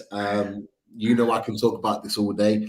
My one worry, and I haven't mentioned this before, my one worry is that if we get to the summer, I will worry about us potentially signing him. I think it's more difficult for us to sign him in the summer, although he'll only have a year left on his contract, than it would be in January. I think we've got the money to go down on it now. I think we have to remember he's a Man United fan. A lot of people don't know this. He's a huge Man United fan. I think if he's got a year left on his contract and the deal is a little bit cheaper, I think you've got Man United that comes in for him. I think Tottenham will look at him. I think Arsenal will look at him. And you've got other big teams that are going to be looking at him as well as us. And I think it makes it hugely difficult to get that deal done in the summer. So this is why. So for me, it's almost like a now or never. I've said it a few times now. It's either a now or never. We get him now, a little bit like Bruno Guimaraes. We got him before Juventus, Arsenal had the money to sign him in the summer. We got him there and then. James Maddison feels like that type of signing for me. Daz, what do you think? See, I'm not as keen on Maddison as you, and I like him to rock up at Newcastle. For 45 million, yes, bring him in. Why not? I know this is the English tax then that's going to bring his fee up. I do like Russ's comment here. Do you want Maddison and Newcastle to piss off your local mates, or do you actually want him beat? I think that was at you, but great question. Both.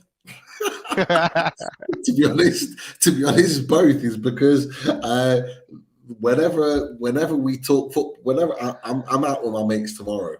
We're out day drinking and all the rest of it because they're all broken up for work. I've been finished a week now.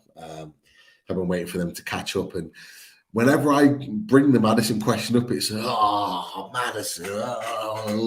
They get so wound up by it, and the feeling I will get from having that conversation and showing them pictures of him wearing that black and white shirt would be outstanding for me. I've got to be honest.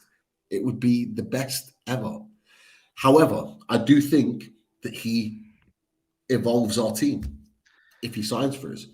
You can't argue goals and assists, double figures, season upon season. You cannot argue that, and you cannot discard that as a player.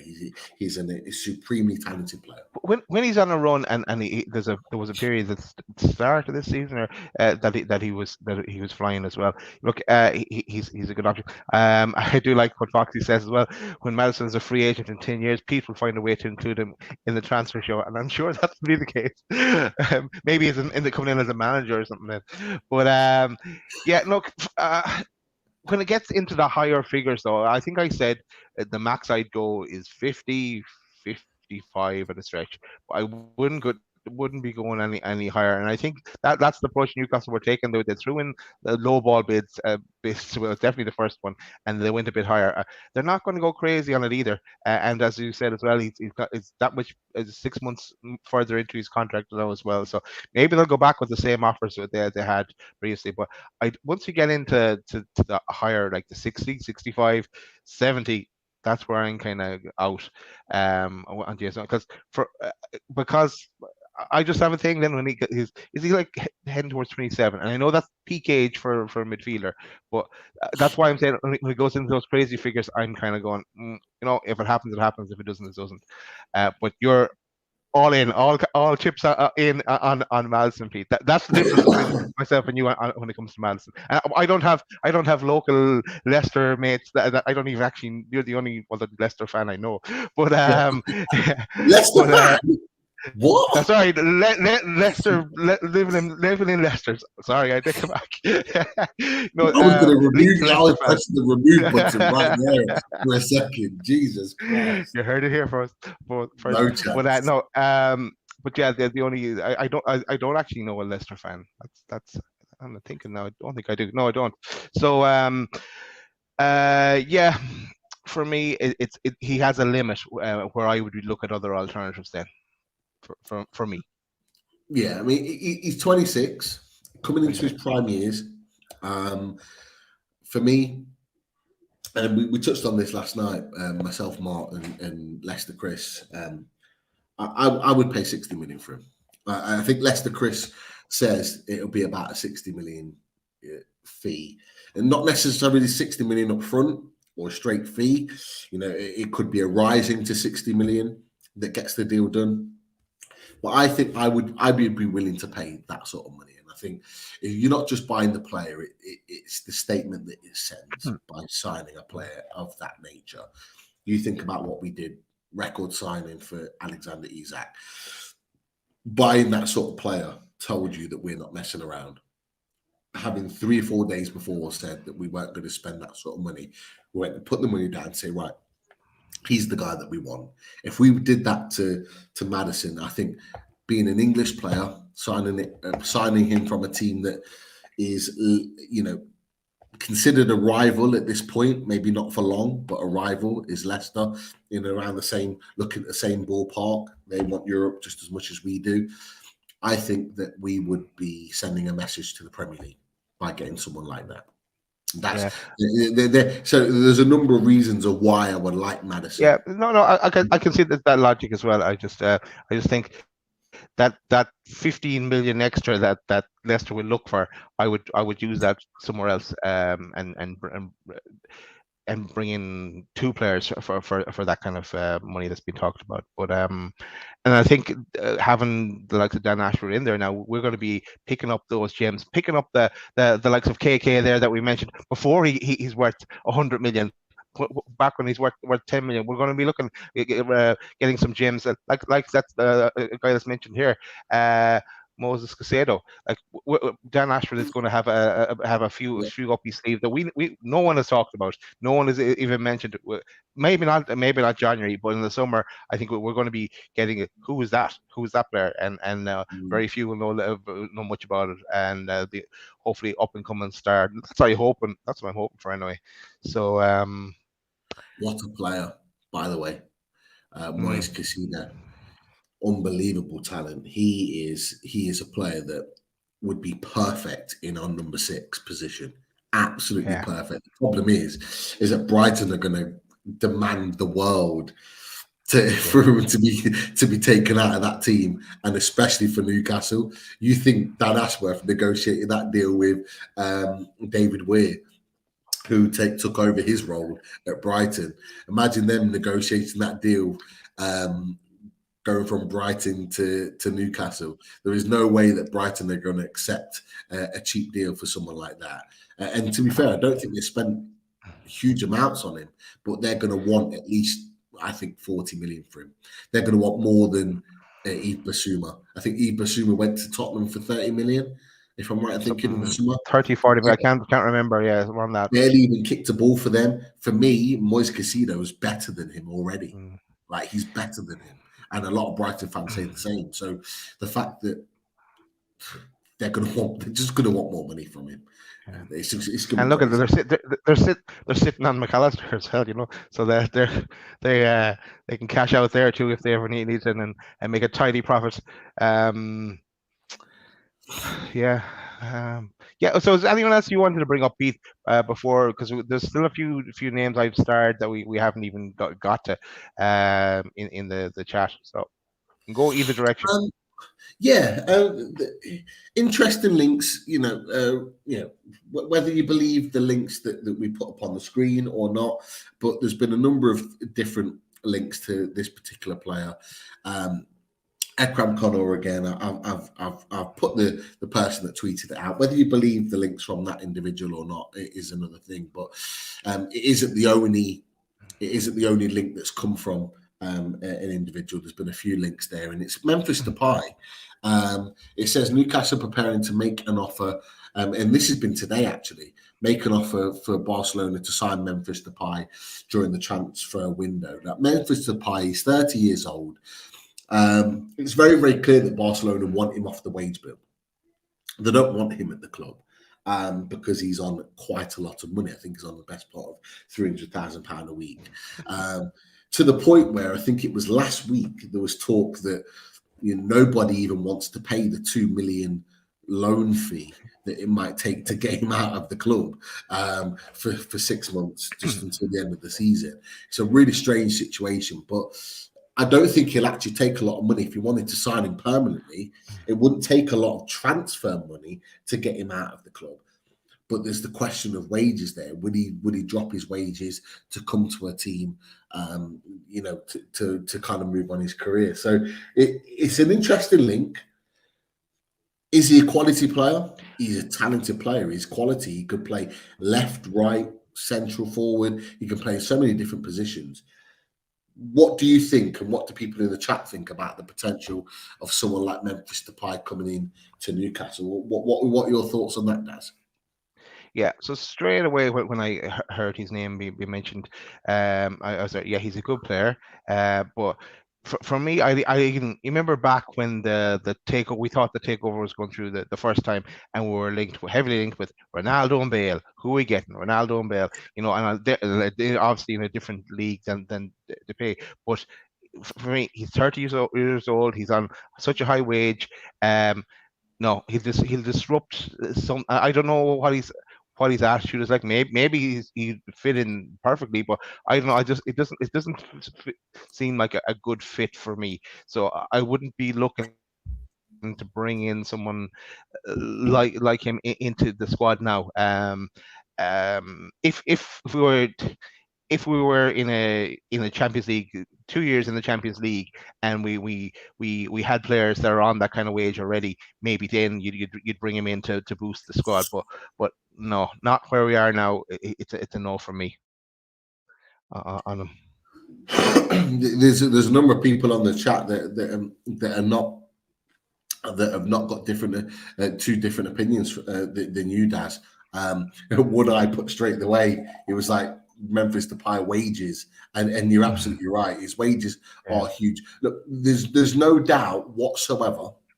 There is no doubt whatsoever that the next club that Memphis Depay goes to, he will be on significantly reduced wages.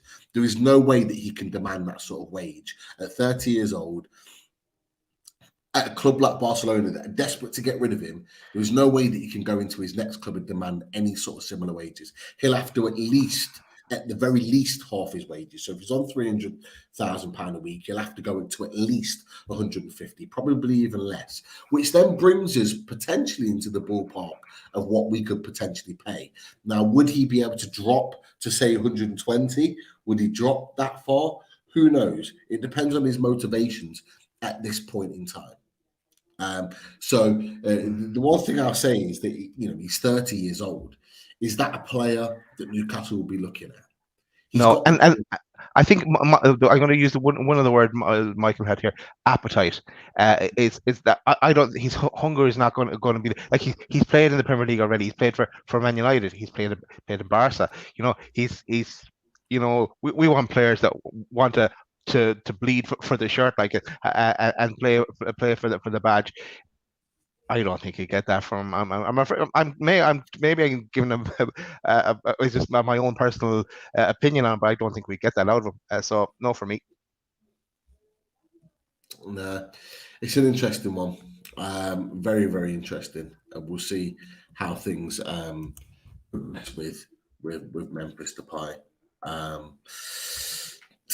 It's one where it could be a decent deal. I mean. Is he? Because Raj said that he's 27. No. Hold on, let me have a look. I think I said he was 30. I might be wrong. No, he's 28. 28. He's 28. He's 28. Okay. Yeah. To be fair, he's been in the game so long. I thought he was older than what he was. But still, 28, 300 grand a week. lot of money. Lot of Yeah, money. no, like it does change it a bit that he's 28, but still, it's the hunger. It's I think that word that Michael used, the appetite for it. Like he doesn't have to. He's not going to want to prove himself to get to a bigger club. He's already done that, he's not going to want to bring the first trophy to Newcastle. I can't see it, myself. It's hard to see him wearing black and white, isn't it? Yeah, maybe it's because he's played for Man United as well. I have this ingrained hatred of him because I tend to do that for Man United players. But yeah, I don't know. No, I agree. Okay, just before we go on to some of the questions, there were some other points on here. Cody Gakpo, Dutch international, highly rated, had a brilliant World Cup, by the way, for Holland. Really, really impressed. And the Mirror report that Man United, Real Madrid, Arsenal, and Newcastle all trying to sign Cody Gakpo, but Erik ten Hag is hoping that history helps him get his man, and obviously being a Dutch manager and keeping a close eye on Cody Gakpo, he's hoping that could get the deal done. Very, very clear, said right from the beginning. The PSV technical director, they want a record transfer deal for PSV, which is over 40 million. That's what they want to get him out of the club. I think it's around 43, 44 million that makes it a record deal. Cody Gakpo, what do you think, Daz, with regards to his World Cup exploits, and would you take someone like Cody Gakpo at Newcastle? Well, I never heard of Cody Gakpo until you alerted me to him about a year ago or so. You started because we're uploading videos here for the Fully Loaded Transfer Show. We never played it. We never played it. Yeah, we never it was a good video. It was just kind of highlighting his speed and the power of his shot. I think that video. But we did talk. I think we did talk about it. Yeah, sometimes we kind of resist playing videos because they might just flag this video and YouTube don't like it, and we have to take it down, and it's just more hassle than it's worth, really. Yeah. But no, you flagged it, and I did start to pay attention to him then. And then Man United were linked to him, and it was for them. It was Anthony or Gakpo, and they went for Anthony. So he's a decent player. He sure is. And he did well at the World Cup as well. He got a few goals. So yeah, I'd love to see him rocking up for us. I'm assuming, I don't know what age he is, but he's young enough, Gakpo. And as I think someone put him over to pay, yeah, I'd take Gakpo.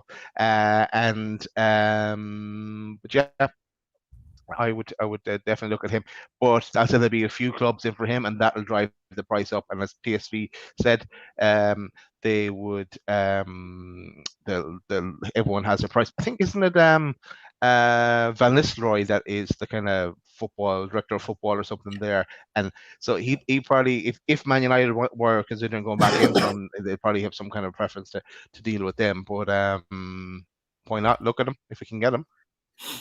Definitely. What was really interesting, and I've just seen this, you're about to put on it there. Gakpo and Botman, close friends. Never knew that. That changes things, potentially, if they're close friends. Botman is loving, let's face it, he's loving life in Newcastle right now. You see from his social media, you see how he talks about the club. He is loving life in Newcastle. You can tell he knows he made the right decision by coming to Newcastle for the progression that he's made to his own career and his own performances on the back end of coming to the Premier League. Fully justified. And he can sell that to Cody Gakpo. There's no doubt about that. What I will add on the back of that is, and I'll just drop it up now. Wasn't intended to put this up, but I will.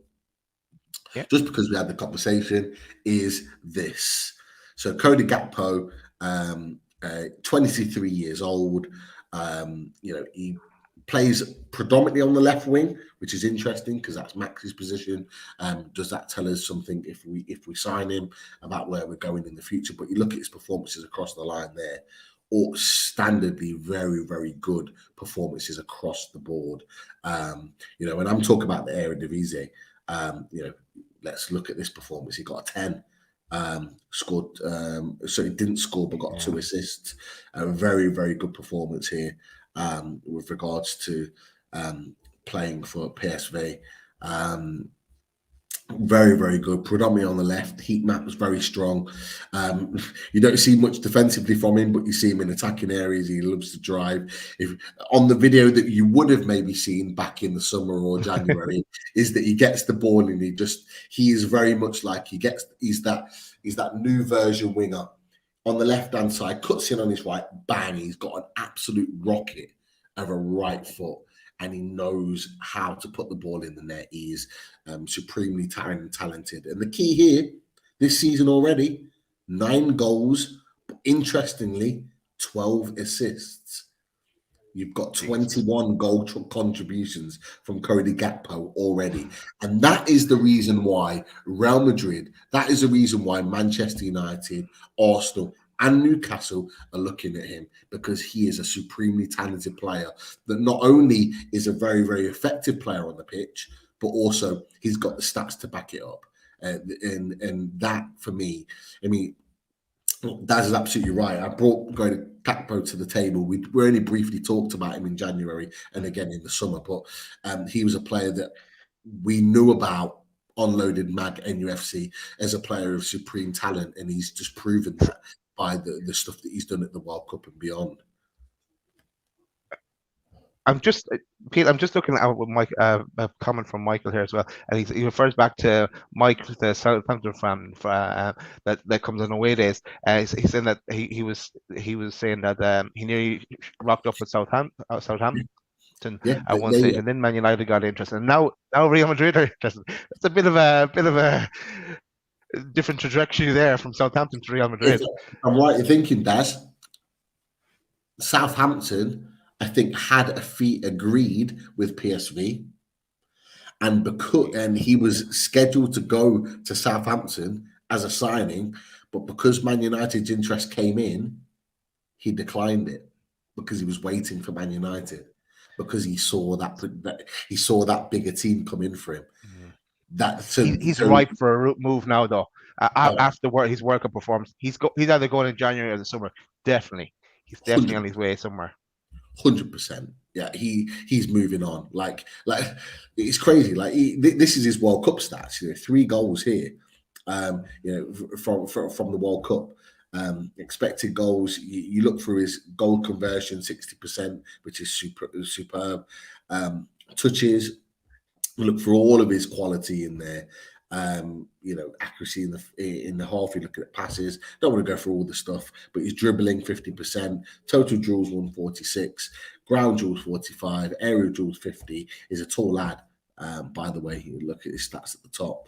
89 centimeters. I'm not sure what that is in foot, but he's not short, by the way, in any way, shape, or form. Neither are me and you, Daz, are we? We're although we get told otherwise by one. Yes. Jimmy. But look, let's face it, he's a supremely talented player, and actually he would be a monstrous signing for Newcastle if we were to sign him in January. So again, another option there to throw out as someone to look at. Pete, I'm just thinking, are we going to call it a night on close to the 2-hour mark, or are we going to talk about 30 other players that we could potentially mention that are in the chat? Like for example, maybe I'll just even throw the names out. People are asking about Ashby from West Ham. They're talking about Lodi and Henderson from Forest.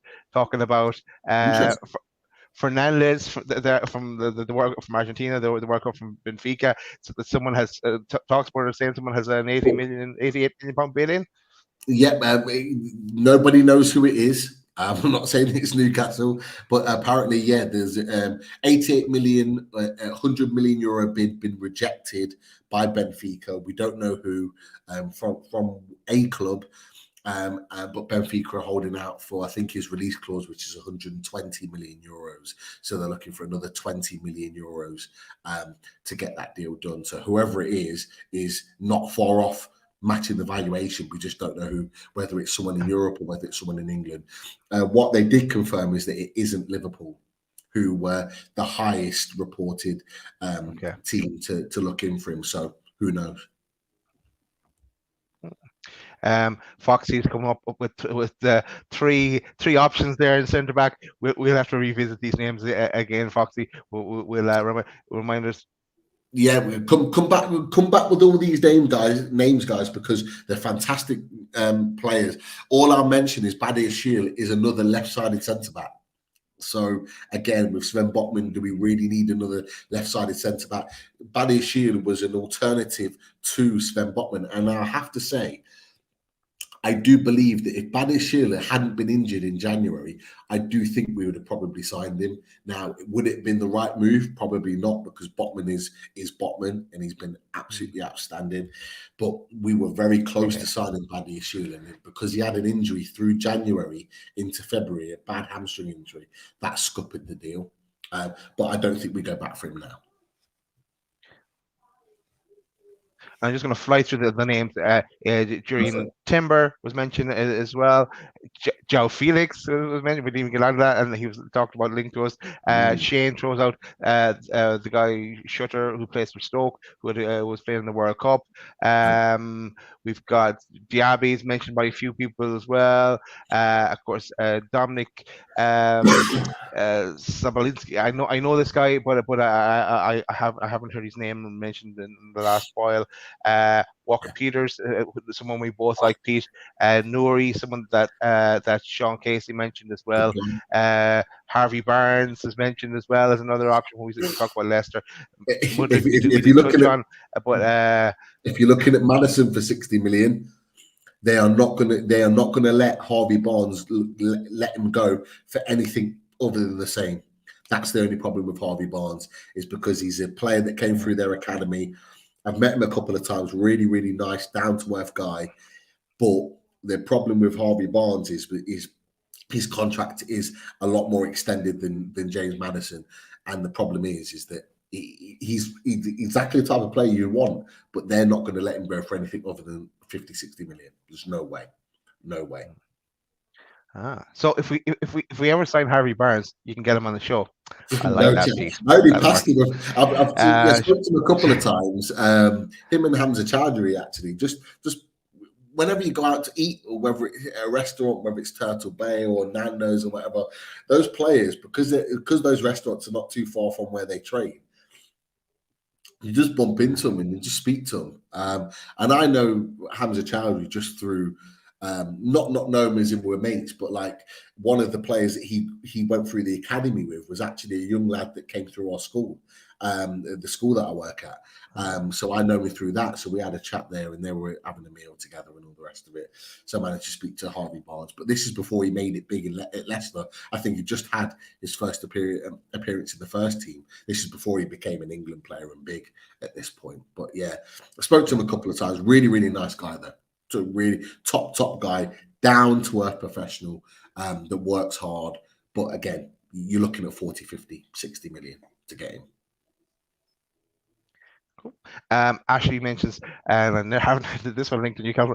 Declan Rice. I really can't see that one happen. I imagine if he moves, he's going to the likes of Chelsea or someone like he's that. He's been watching the 12th Man show from last night, and I do apologize. I do apologize. I went on a. Did you just make that up? I went on a Newcastle rant.